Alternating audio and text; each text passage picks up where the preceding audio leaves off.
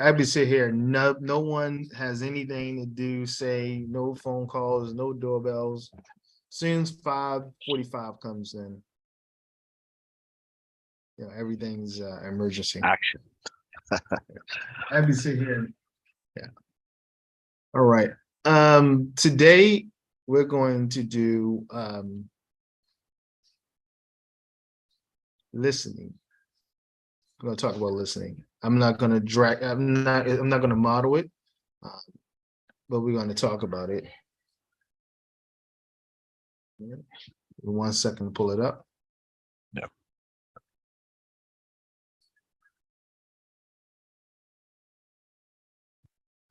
Have you done your journals? Have you been following your journals? Following up on your journals? I think I have all of them except for last time. Yeah, I did submit that one.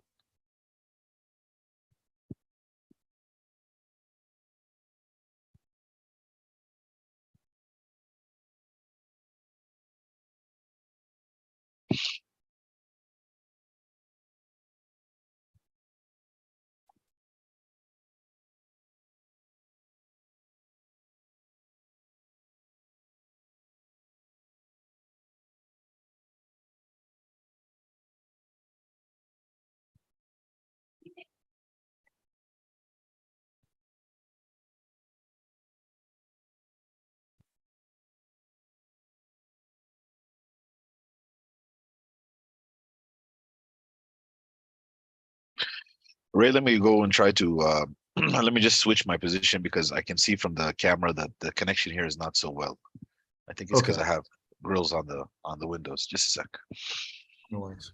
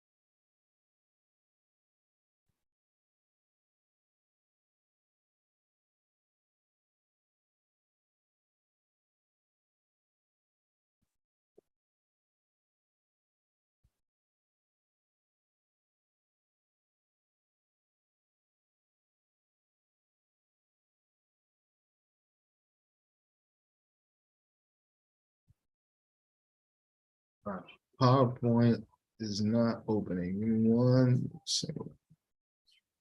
It said the file is corrupted. Let me see. Where do I have this stuff?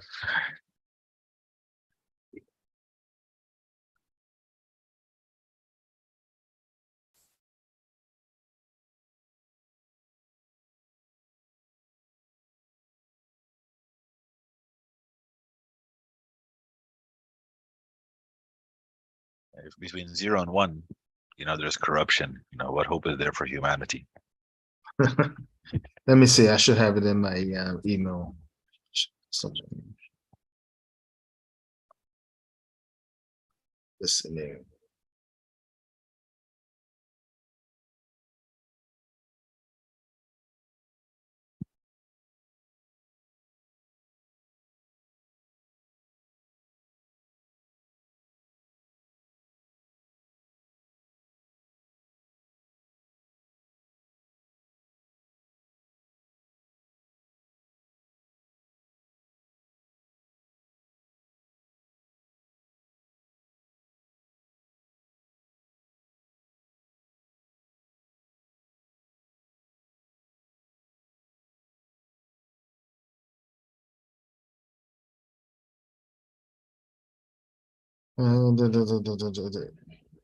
Okay, I think we can go with that.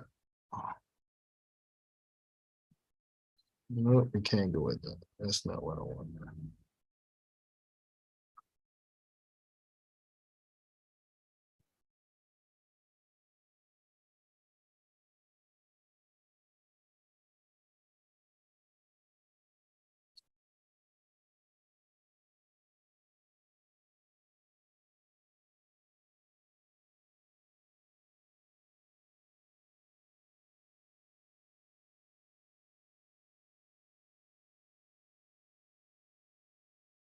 All right, let's see what we have here. Uh,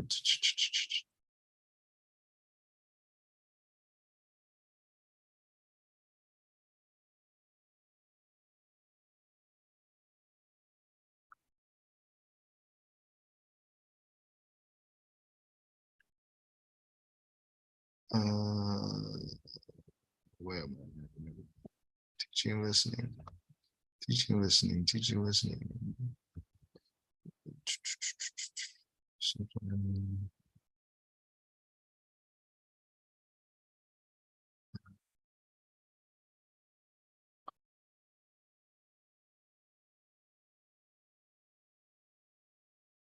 Okay, 7. Week 7.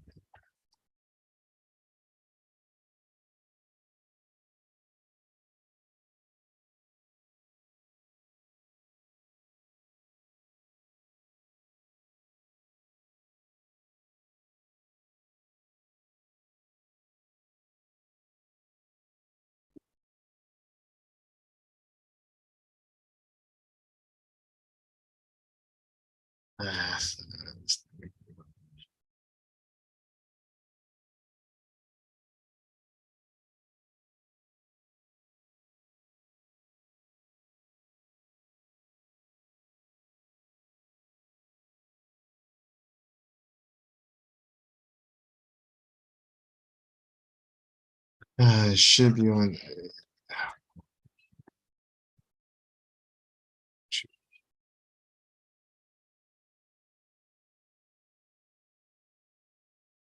Yeah, Phoenix, you need to do your homework now. We're gonna have a problem.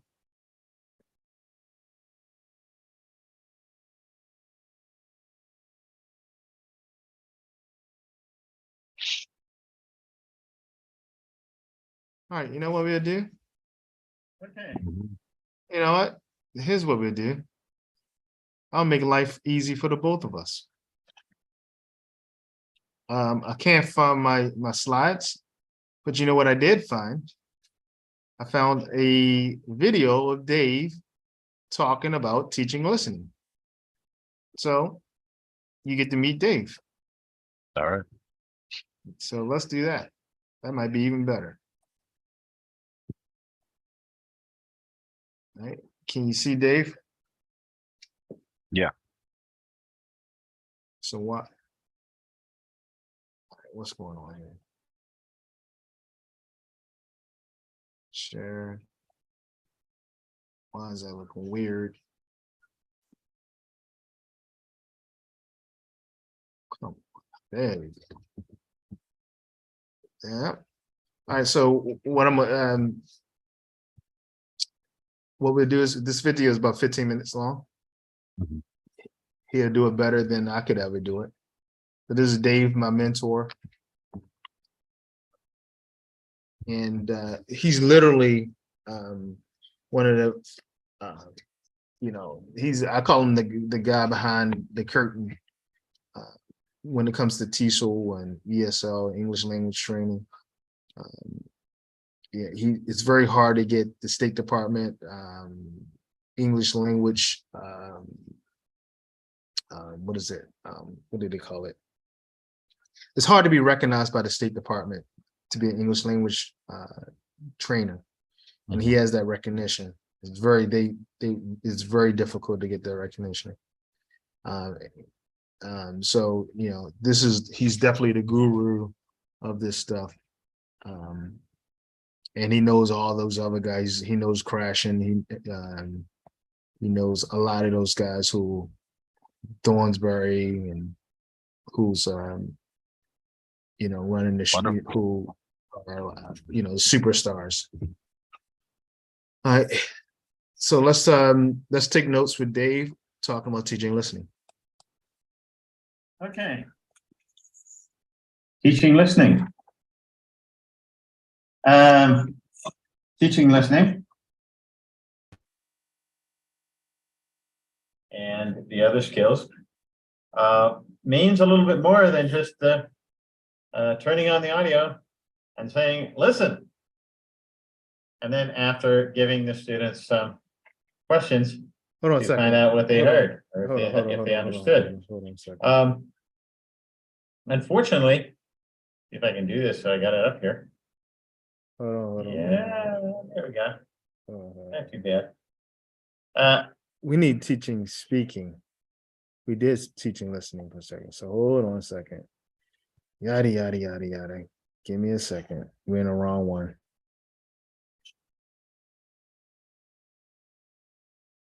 All right. So where did I find that video? I found that. Okay, we do have teaching speaking. Good. Teaching speaking is actually 30 minutes.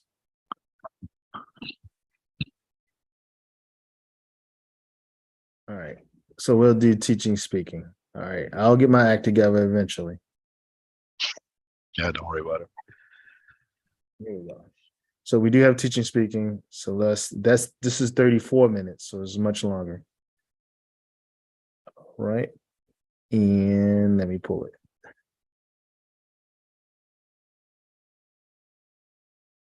Okay, here we go on speak.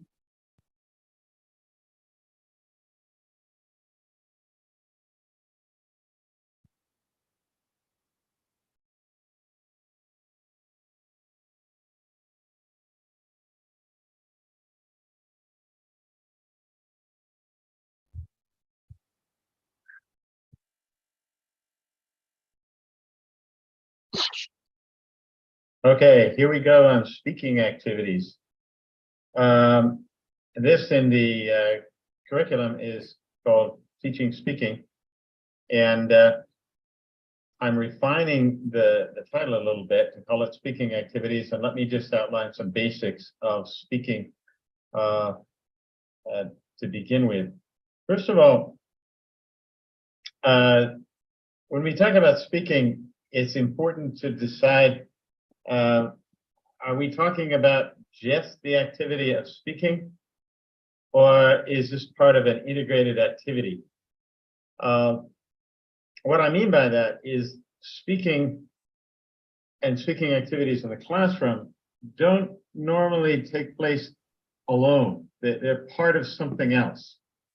Now, we've seen this in the basic lesson model, and I'm going to remind you of that down below here, that basically we start off with a warm-up activity, that is a speaking activity.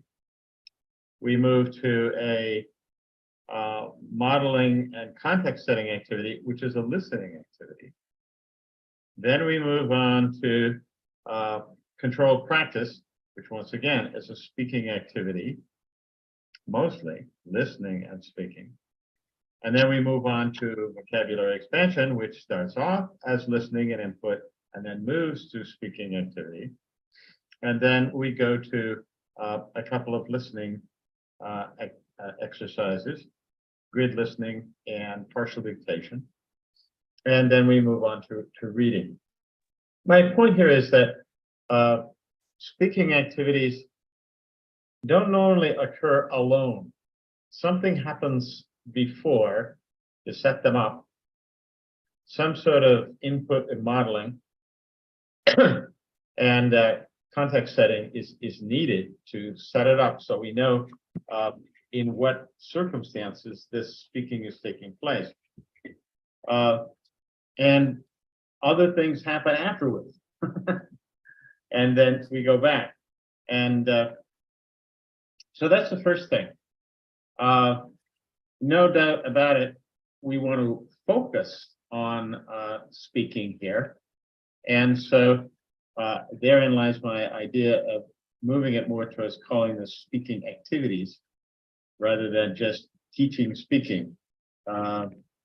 Teaching speaking is a somewhat broader topic, which includes other skill areas. Okay.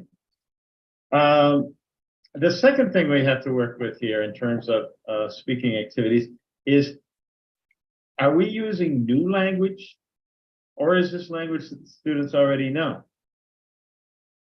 Well, it has to be language that the students already know to some degree. Otherwise, it's unlikely that they're going to be able to speak, right? Okay, basic logic there. Okay, so something has to happen first.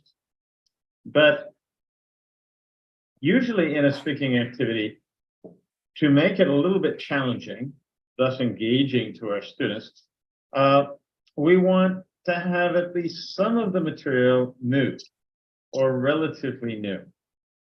If they're just saying, in effect, the same old thing, then it's probably not very interesting, not very engaging.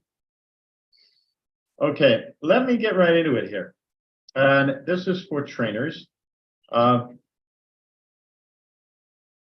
I would suggest one of the first things that you would want to do is get into a sort of defining the sequence in a very basic lesson like this one here.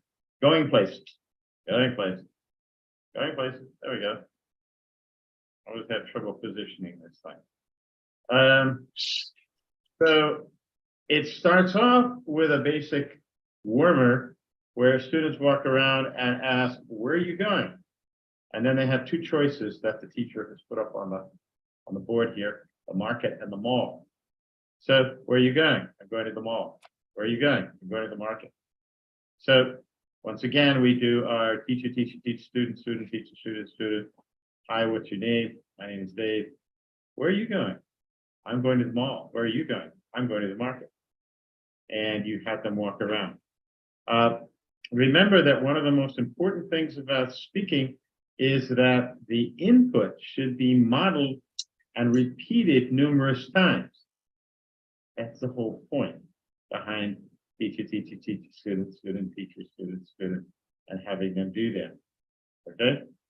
Now we come back here, and to prepare them for further speaking, the controlled practice part, we need to model. So we've got one character here, and Ahmed says to Mohammed, where are you going? And Mohammed says, I'm going to the, let's say he's going to the market, okay? He's going to the market, okay? And Ahmed says, well, how are you going to get there? Well, I'm going to ride my bicycle. Very dangerous in Riyadh, I realize. And he goes on to say, well, what are you going to do? I'm going to buy some fruit. Now, we have modeling here, and this needs to be repeated a number of times. And then the teacher would want to write the dialogue up on the board, which I have not done here. Okay, where are you going? I'm going to the market. How are you going to get there? I'm going to ride my bicycle. What are you going to do? I'm going to buy some fruit. Okay, and then we would go on to the control practice part. 2 lines at a time. Where are you going? I'm going to the market. Teacher, teach, teach, student, student, student. Okay, teach, teach, teach, student, student, teach, student, student. And this goes on like this. Okay, speaking activities. This is a very basic activity and one which we have covered already. Now, as trainers, you want to model this again. The Going Places lesson is a good one. It is in the appendix of the materials, the training materials or the training manual. And ask Ray, and you can get copies of that. You do need to do a little board work here.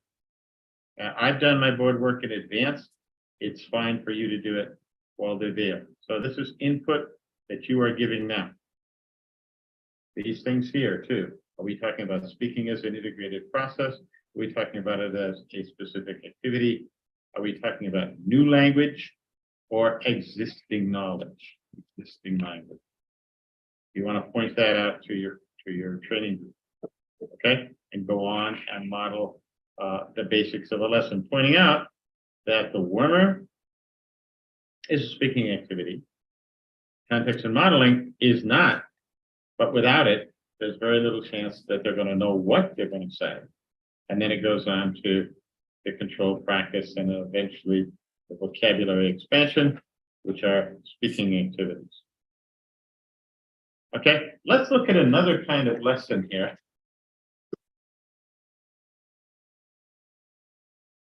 And this is from New Interchange, Jack Richards. Let's see, it's close enough so I can sit. So the question is, well, what do we do with this? Okay, we have here a conversation. It's a speaking activity, right? Conversation. And often I fear that teachers just kind of leap in and say, okay, I want you to get together with a partner and I want you to practice this. No, you really need to be a little bit more organized. You need to preview this a little bit. So the first thing you want to do is context and modeling. So you want to talk the little story here.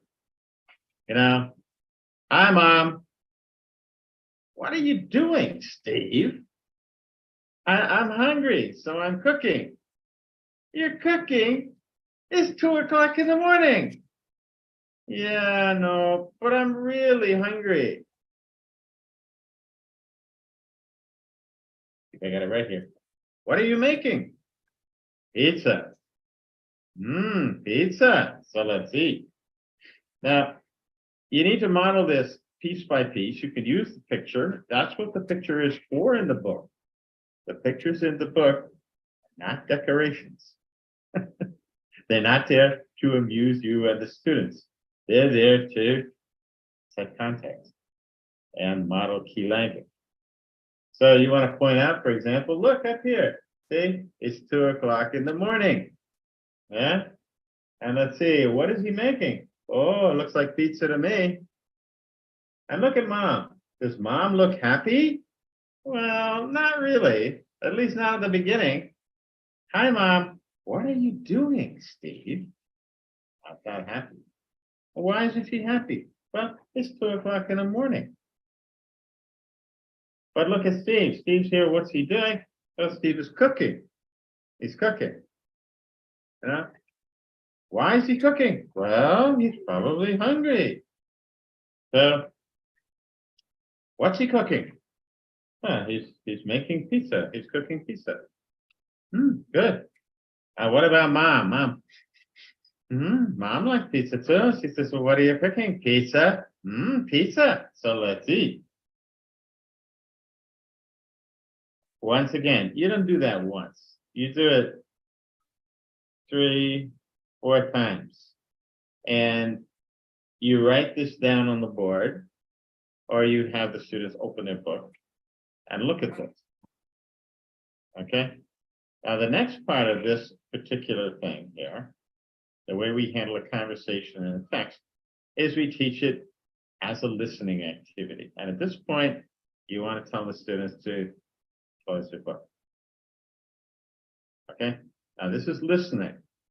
So at this point, the teacher can read aloud or use an audio input if you have one. But before you do the audio, you want to ask focused questions, and you're going to do the audio more than once. Do it about 5 times. Okay? So here we go. First question would be, who? Now this is really easy. You know, the question is who? Who is in this little conversation? So then you read the conversation. Hi, Mom. What are you doing, Steve? I'm hungry, so I'm cooking. You're cooking? It's 2 o'clock in the morning. Yeah, but I'm really hungry. What are you making? Pizza. Pizza. So let's see. Ask the students. Who's talking? Well, I think they'll get the idea. Mom and Steve. After all, it says here, hi, Mom, what are you doing, Steve? So I'd ask them to get just a little bit. Now you ask them a little bit different question. Maybe the next one here is, what is Steve doing? Read it again. Ask them. So see, this is a little bit of an integrated listening and speaking because they have to listen, but then as a group. Now you can call on individuals, you can call for general listeners in the class, up to you. Next question. What's he doing? He's cooking. What's he making? Read it again. Listening. Say input. Okay, and then I'll listen from the class. Pizza. Yeah. Why is he cooking? Read it again. Aren't they getting sick of this? No, not if it's at this level. Now, this is interchange intro, which is, I would say, about A1 to A2 level. It means that their speaking ability is very minimal. They know some of these words, but they've probably never dealt with a conversation this large unless they've been studying this book. Okay? And last but not least, what's he making? Read it again. What's he making? Pizza. Okay. What does Mom want to do? Now, this is a harder question because it can't be answered just by reading from here. Remember, they're not looking at this. Now, you could allow them to look at the script, in which case we have listening skills, speaking skills, and reading skills. But you want to consider how good are their reading skills. If it's in Saudi Arabia, where English is not the first script that they're accustomed to, then you may have a problem. It's the same in Thailand. Can't assume that because we've written it, they can read it. All right? Now, here comes the speaking part. After we've done all of this, the next step would be to say, okay, now take your book, and put it up here so you can read. Put it down. Now, this is called up, down. Up, down. Up, down. And it goes like this. Hi, Mom. Now, notice I don't have the script in front of my face. Hi, Mom. Now, that is not good. Okay. Up, down. Hi, Mom. What are you doing, Steve?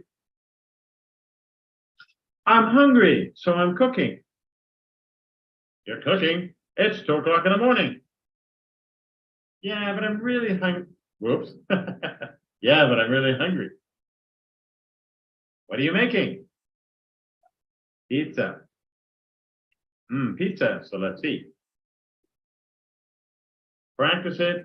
Teach teacher, teach student, student teacher, student, student, and then say, okay, everybody up, take your book, practice with each other, change partners.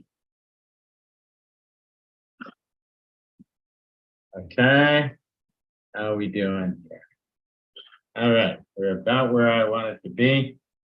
And see. Yeah, I'm gonna go on here to imagine a little higher level, quite a bit higher level. And this may be the level that some of you are dealing with in your classrooms. Okay, this is from, all right, so I can get this right. This is from Oxford, 2 skills. And it's, who makes you laugh? Who makes you laugh? Now, in this case, we know that we've got students who can say more, or you better make sure. The students who are doing Steve and Mom are not going to do this. Okay? These are students who have studied English probably for 12 years in high school, or many years in high school, and actually can speak some English. These guys are B1 to B2 level, closer to B2 level. Okay? And you want to make sure that everybody understands that we're dealing at this level. So we look at the picture, and then you say to the students, you model for the students, who makes you laugh? Well, my brother makes me laugh. Well, why is that? Well, he's always saying really funny things. Gee, why did you say funny things? I don't know. I guess it's because he likes the attention. And notice that the language is a lot more complex here. But this is a speaking activity which precedes reading and listening activities in the text. There are further questions here for the teacher to provide to the student and have them talk about. But this is a speaking activity to, how do I say, prepare students for, to lead into the text material, which is harder and involves reading text and listening scripts. But a speaking activity.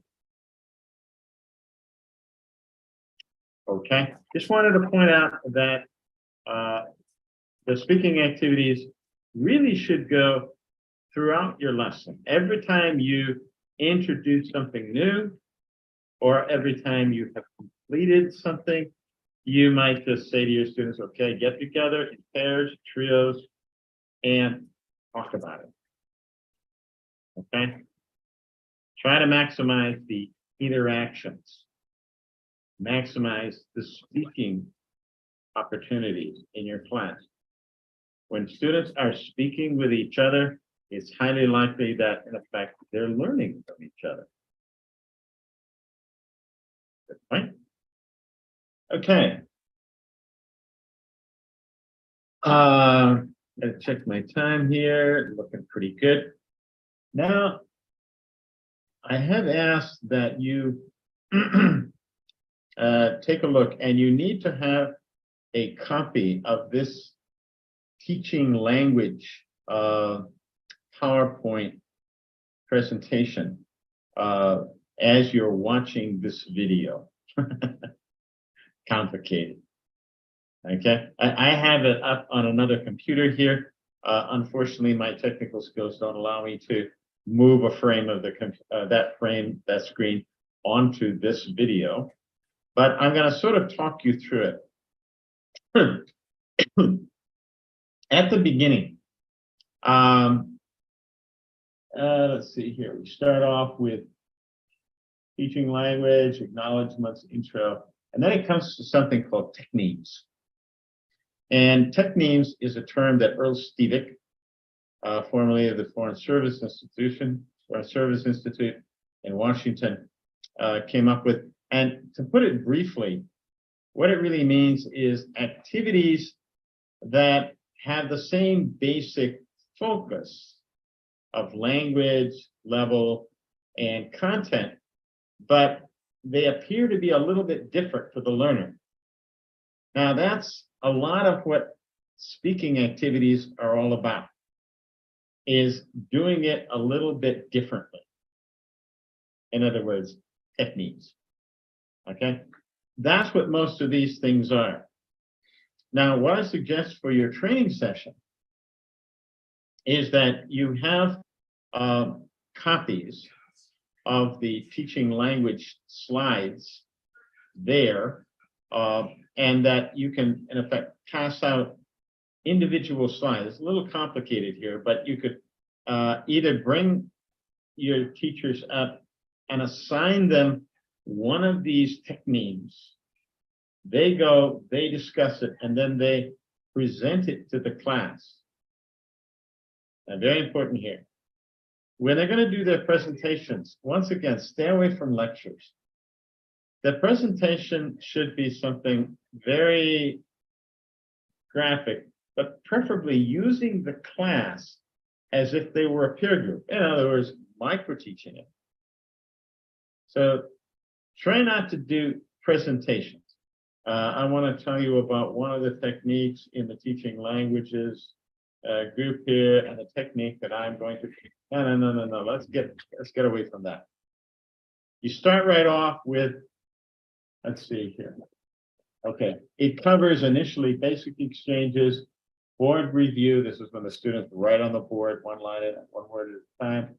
It covers double lines, double circles, horseshoe, vocabulary handoff.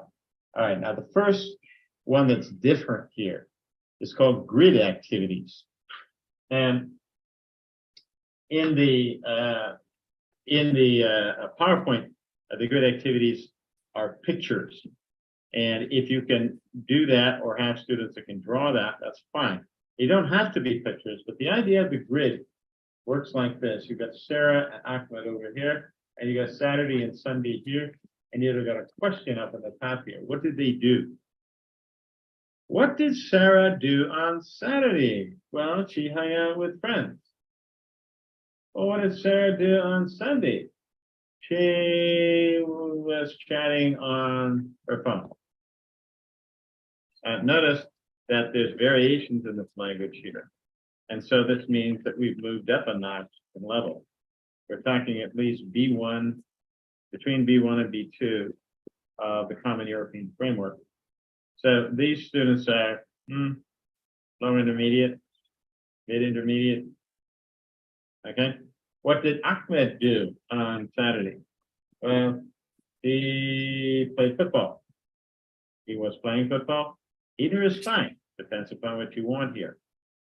Once again, it depends upon how does this fit into the rest of the lesson. If the rest of the lesson is about past progressive, then you want them to say he was playing football. If the rest of the lesson was about focusing on past tense, he played football. If it doesn't matter, well, then it doesn't matter. You want to model this for them, have them talk about it, have them get up and do it. So that's the first one here, grids. The second one is the XO game.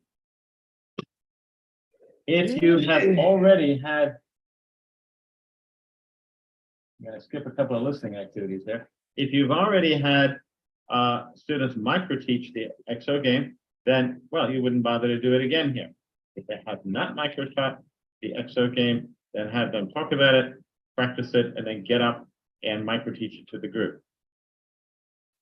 Next one, and again, I'm moving through the completions here, and I'm picking things. I've skipped past completions and elaborations, which are both good speaking activities. And it's fine with me if you want to choose those and have your teachers, they can work together on this. I don't think 3 teachers is a good idea. 2 teachers work together so that it's important that both teachers actually do something here, okay? So have them work together. Maybe one does the first part, the other one does the second part. You can do those if you want. Rituals. An awful lot of what we do, ritual and rhythmic reps. A lot of language that happens is just ritual language. How you doing? Fine. How about you? How you doing? Fine. How about you? I mean, things we don't even think about. And we do this in all languages, not just English. And so another speaking activity is just practicing these habitual rituals. And they can be kind of fun. What does this mean? It means, how do you say it? You say it like this. How much is this one? It's da-da-da-da. How much is that one? It's da-da-da-da. See you tomorrow. Have a great day. You too. Bye. How do you do this? You repeat it, and then you have the class repeat it after you for repetitions. Okay? Not such a new concept. So that could be any kind of a ritual that takes place. What you doing? I'm talking on my phone. How about you? Me too. There you go. There's a ritual. Now, the next one is a little bit fancier, where we get into sort of a chant. No songs, chant.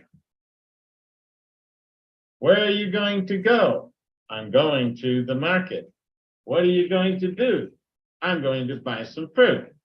Where are you going to go? I'm going to the market. What are you going to do? I'm going to buy some fruit. Where are you going to go? I'm going to the market. What are you going to do? I'm going to buy some fruit, etc., etc., etc. Model it for repetitions. Now, for repetitions can be a lot of things. I used to be an ALM teacher. That's how I started. You don't have to just have the whole class. You can say, okay, now the guys on the right. What are you going to do? Now the guys on the left. I'm going to the market. Now the guys on the right. What are you going to do? The guys on the left. I'm going to buy some fruit. Okay, make it a little more fun, a little more interesting. And here are 4 examples. And once again, have the teachers together present these. One presents 2, the other one presents a couple of them. They're right there on the paper, or they can come up with their own. Now, the next card here, the next slide is dialogues, and we've already done that. Although I wouldn't mind if a teacher, you had a couple of teachers that would set up the Werner, the modeling and context setting. The only problem with this is it takes quite a bit of time. Modeling and context should take at least 15 minutes, and that's more time and means fewer of your teachers can get up. So let's pass on that one and move on to what's called spiel. Now, this is an activity from Raymond Clark's Teaching Languages book, Raymond Clark, Ray Clark, and Jamie Duncan. And something that was developed at the same time that I was working on a materials development project with them. So I want to mention that this is from their book, but also I feel comfortable that it's okay for me to use this because it was something developed during a project on which I worked as well. And the spiel is just a little personal biography that one gives to the class. And then pairs give it to each other. It goes something like this. Sorry, I've got to read off my thing. My name is Arif. My friend is 15 years old. He likes to eat chicken and rice. Sometimes we text each other. He likes to watch videos on YouTube. We play volleyball at school. Now, this little spiel is the result of an interview. So what the teachers do is they practice this, and then they get up and they have the class, okay, I want you to interview, get 5 basic facts about your partner, including their name. And then I want you to, in effect, present the facts to the group. Now, again, this takes some time if you went through the entire group of 20 to 25 teachers. I suggest that you randomly pick, say, 5 of them to stand up and present, in effect, their spiel to the class. Okay, so the interview first, writing things down, and then they present the spiel to the class. Let's see how we're doing on time here. All right, we're almost out of time, but I want to do one more here, and this one is in the on the slides here. It's called the survey. What's or who's your favorite? And it's just a series of columns. Each person in the group interviews 4 other people. What's your favorite food? Who's your favorite person? What's your favorite activity? What's your favorite day? And they do that and just write down brief answers for 4 different people. Once again, this is a speaking activity. It's up to the pair assigned this activity to talk about it and then get up and micro teach it with the group. So they're going to get the group to, get up, interview 4 people. What's your favorite food? Who's your favorite person? What's your favorite activity? What's your favorite day? And that's all I've got time for on this video. There are a lot more techniques, activities in the teaching languages slide presentation. You are welcome to use any of them. Okay, but there's at least 10 or 12 there so that you can assign 1 to each of 12 pairs and have them present it back to the group. Speaking activities. Getting the students set, getting them speaking, and getting them engaged in what they're saying. Final note here, which comes at the very end. Just make sure that for speaking activities to work, the students have to be warmed up. They have to be comfortable. Number 2, they have to have a context. What is the situation in which the speaking is taking place? Because otherwise, it doesn't make sense. The brain here says, what are we doing? And if it doesn't make any sense to the brain here, then let's say it's a lot harder to learn. I won't say impossible, but it's a lot harder to learn. Okay, then the third thing after modeling and context setting is control practice. Doing this in some sort of a controlled way. We've already talked about that. Teacher, teacher, teacher, student, student, teacher, student, student, student, student. Those are good activities, and then move into something that is more open practice. Thank you very much. All right. So that is the guru. Where's my okay. So just to hit the key points that Dave talked about. Speaking is an integrated process. It doesn't happen in isolation of other activities, obviously. You can introduce new language. However, the learners need to be aware of that language. It needs to be modeled. For instance, when we went over the last session in teaching listening, or listening activity about passing, there were some quicks. So maybe after that, if you have time, or if it's integrated into the lesson, maybe you challenge the students to use that new language in dialogue and within context to passing, right? Or an activity concerning passing. So you might challenge them to use that language, or see if they use the language on their own. After hearing it several times, because remember we played the video, we played the audio several times. You introduced the quicks, so now we have a speaking activity that has been integrated into a listening activity, and the victory is regardless of whether they use the quicks language, if they can communicate their thoughts. That's a win. If they can use that new language in quicks, that's a triple crown, or a hat trick. I think they call it hat trick in hockey. But the point is that there has to be some existing vocabulary, some existing knowledge in order for the student to speak. If the student doesn't have any existing vocabulary or existing knowledge, they're going to sit there like a statue. And this is the challenge. The problem with speaking is, everyone, you can't have mixed ability classrooms if you're really going to really engage speaking. Why? Because the students of higher ability, as relates to English, they're going to lower the confidence of the students with lower ability.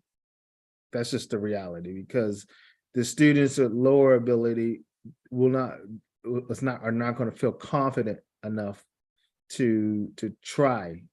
And often the students with higher ability are going to attempt to steamroll the conversation and take control of the conversation.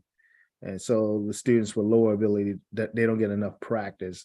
And remember that effective filter, Krashen's effective filter, as the students with higher ability talk, that filter is getting bigger, and we want it to get smaller. So if you do have classes or sessions where you have mixed ability grouping, you got to keep that in mind. What are you going to do with the students who are higher level? How are you going to mitigate the damage that they may do to the lower level students? Another point that he made, I think, is very important, that the warmer is a speaking activity.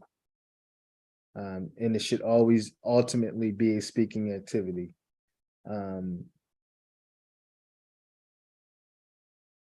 So in the context of ESL, the warmer should always be a speaking activity. Let me see anything else.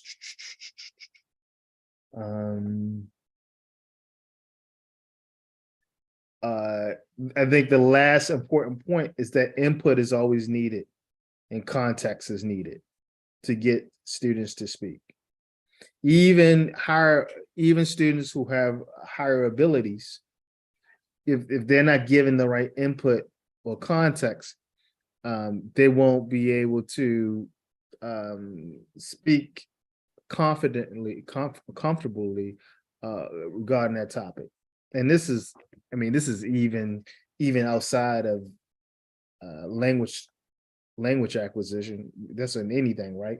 So that's our job as teachers, instructors, to provide enough input and context so learners can give or contribute to the conversation. And this is definitely the case when we talk about encouraging learners to speak. And ultimately, that's what it's about, right? So we're not teaching speaking, we're encouraging speaking, ultimately. And we're encouraging speaking through providing context and inputs. Remember, context is the situation the learner understands. Any feedback?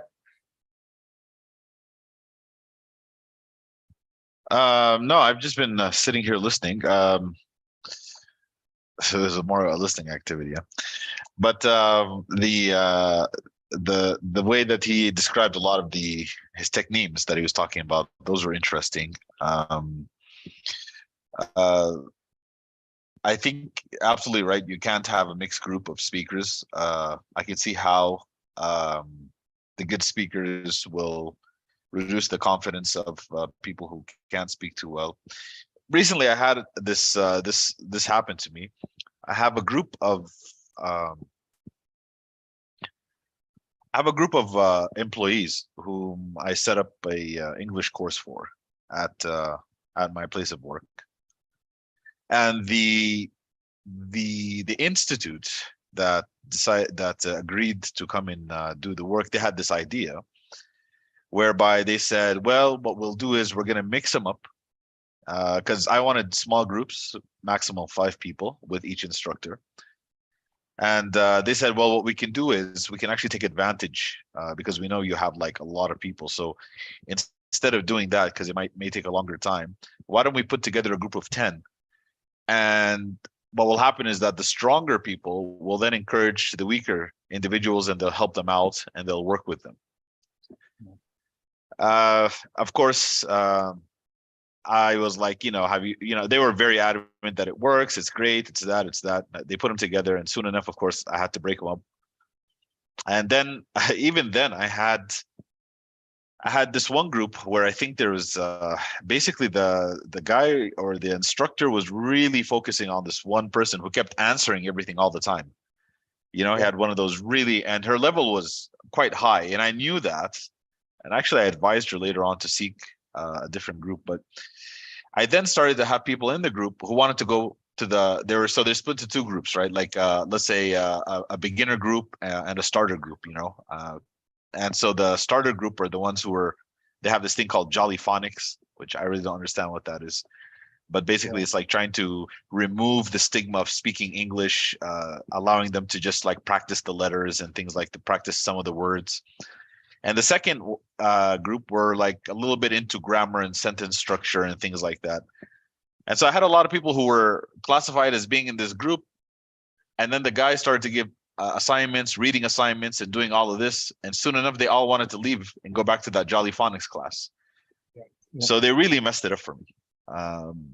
And I'll say that I have to blame also, because I put all my faith in their expertise, or thinking that they would be able to do it, while I realized that I needed to sit down and really put some structure and have some objectives and have some lesson outlines, and things have to be really better documented and better planned.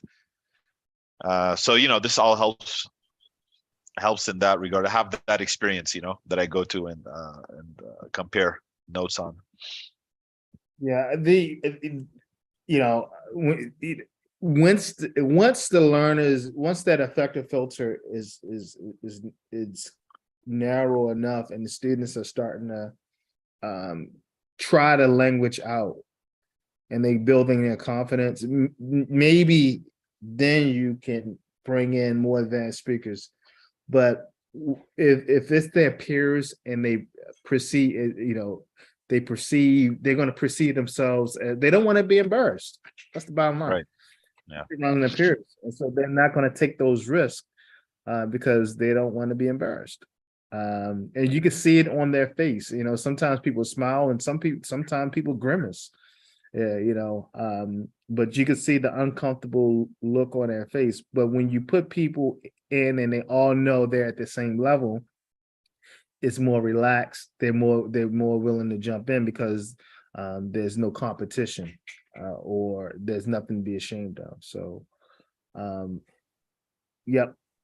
So that's speaking activities, and it's ultimately it's about providing inputs and context and vocabulary that allow the learner to practice, to try, to be motivated to talk on a subject and improve their coherency and their fluency and all that good stuff. So that's speaking. Let me ask you, is there when you come to determine the level of a student, right? I mean, are there standardized examinations for that? And if there are, where can I find them? Yeah, yeah. So they are. There's a lot of stuff out there. ETS has good stuff out there that will help you determine the CEFR of a student. Some of the stuff, a lot of stuff you got to pay for. It's not free. But what I'll do is tonight I'll shoot you over some websites that might point Great. you in the right direction. And they will help provide the CEFR level. And some of it is valid and reliable, and others are not. And but you know, you're smart enough to figure out whether someone's an A1 or B1, right? B1, B2 is intermediate, A1, A2. I think I sent you the chart over, right? A couple weeks ago. You sent me the chart. Yeah, I have that. So, the but definition. let me get some assessments for you that's aligned with the CEFR. So I have this issue at work, right? And actually, this is one of the reasons why this course, I was attracted to it and why it came to my mind, is because, to be honest with you, when I think about language teaching and I mean, I never really looked too far into it. Maybe because I remember I taught maybe one or two Korean students when I was in the Philippines. I used to like, and it was basically conversations and going out and eating and that sort of thing. But now I have a huge population of staff, like 100, 200 people. And they all keep telling me, Gassim, we need more training in English. Gassim, I need this. I need the English courses. And I understand it's apparent to me that they're not very internet savvy. And so basically I have this, I wouldn't call it a crusade, but it was a one-man climb up a hill, which is I was trying to bridge the digital divide. Right, create greater access for our staff, access to our ecosystem in the company, in the organization, and things like that. So then this English course thing came to my mind, and I decided to implement it. Needless to say that I of course I have 7 or 8 different locations throughout the country. So we're talking about a country the size of Saudi Arabia. So you have people who are in Riyadh, people in Jeddah, people in that place next to Jordan. So really spread out. And of course, there's no way that I'm not actually, I'm not even, I'm not licensed really, and I don't have the skills to teach language. So I have to depend on third party or, external trainers. And what the best of them do is they have a textbook that they come in with, and they'll tell you this is Macmillan, or they'll tell you that this is, one of these names in English, and they will, or the Sudan series, there's these books that I don't know where they make them in the ministry or something. So they come and they try to teach that. And I'm telling you, that's the best of them because at least they have a book, they have pictures, they have something going on. Then there are others who just come and the classes take place, but I don't know, there's no lesson plan. It's as if they just come in and whatever comes to their mind at that moment, they'll do it. The evaluation was different. Every site, because I had an external provider, had a different assessment, right? So there's a test here, there's a test here, there's a test here, there's a test here. And what I'm trying to figure out is how can I create more validity, with this testing, to sort of have a good perspective where I can just put all the names of my staff and say, okay, these people are in this category, these people are in this category. That's one thing. Second thing, how do I know, or what system do I have in place to show the improvement? I don't have any monitoring or evaluation tool.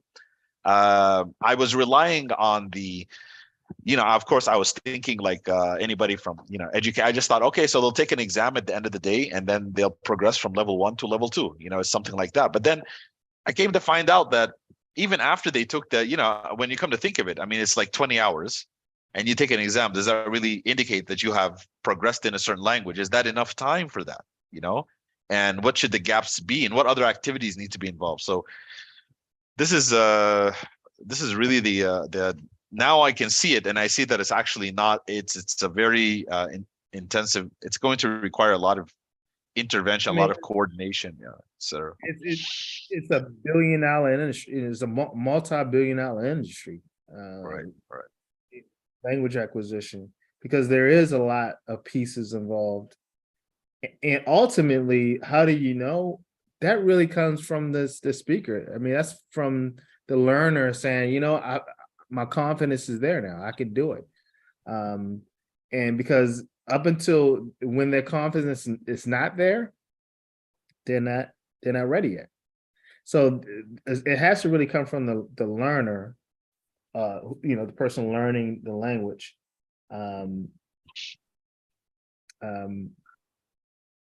But there are assessments. And the reality is, as far as the progress, if you're learner profiling and you're doing learner profiling, and you have goals and you set goals up for the learner, that's where the outcomes come in. Are they meeting the outcomes? Are we moving them from A1 to B to A2 to the B1 to B2 and so on and so forth. So that's some issue of learner profiling, which we will talk about soon. Setting outcomes, goals and outcomes for the learners, which mainly need to come from the learner, because it's such a self-regulated, self-determined experience. And then you do have these assessments that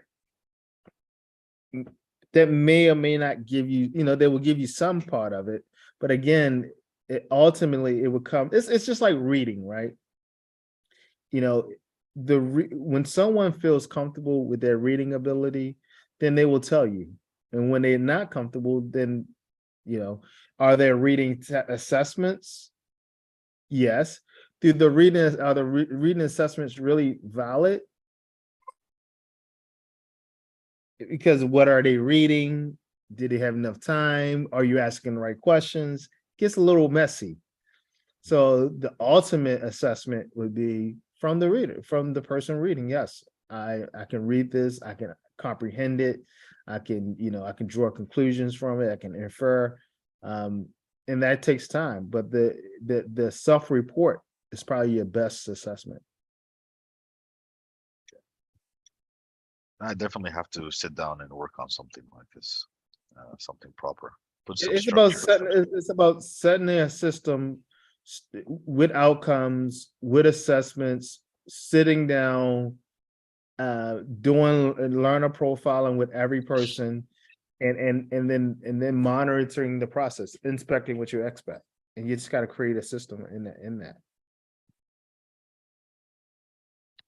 All right. And the key is the goals have to come from the learner.